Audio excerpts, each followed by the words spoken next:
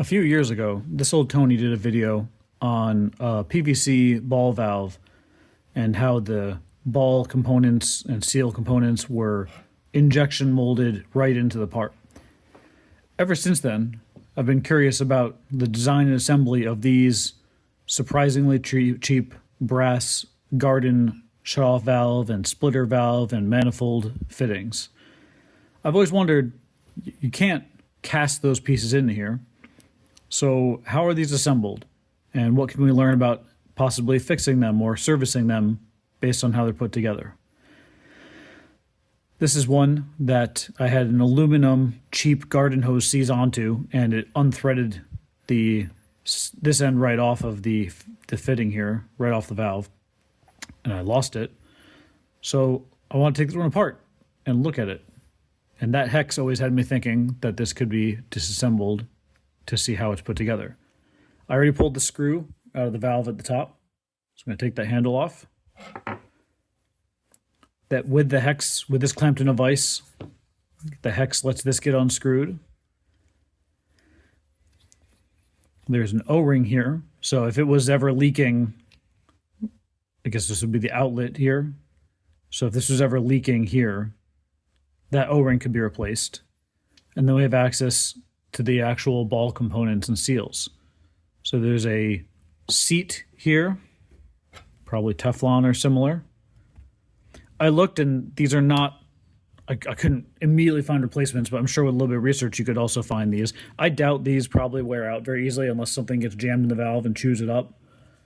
But probably take measuring off of this, you probably get a bag of 100 or 1,000 of these somewhere with the right dimensions. I think it would be called a ball valve seat. Maybe you could get away with, I don't know, doing something to clean up if there was a little scuff or a gouge in it, and then maybe put some Teflon packing behind it. Or maybe just replace this whole thing with some off-the-shelf valve packing material. I don't know.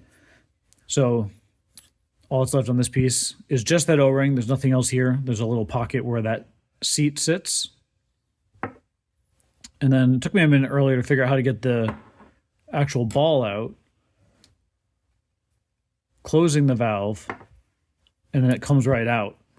There's a slot in the top that is actuated by that wedge protrusion at the bottom of the valve shaft.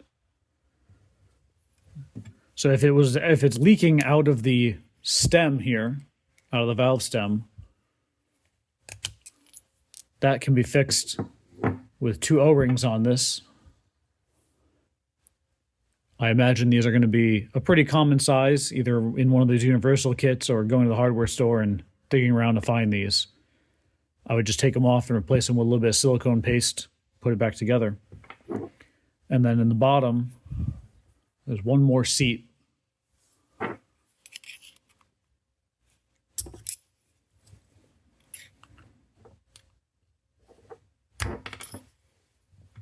And that's it.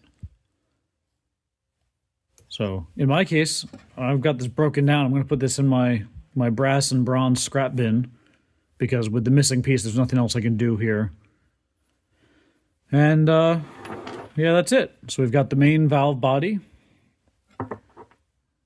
the valve lever or kind of input handle. This is just plastic. I take that back. There is a small, I'm guessing that's another brass or bronze part in there that this is over molded around. Maybe aluminum, but I don't see white crusties. It looks more like it's maybe a brass or a bronze piece. Then both the input and the output have fittings like this with O-ring seals behind them. So if there's leaking where the hoses connect but behind those threads, those can be replaced easily as well. This, I'm guessing stainless. I'd have to get a file and see if this is just chromed brass or something. But polished or plated ball for the valve itself, and then we've got that input shaft with the two O-rings.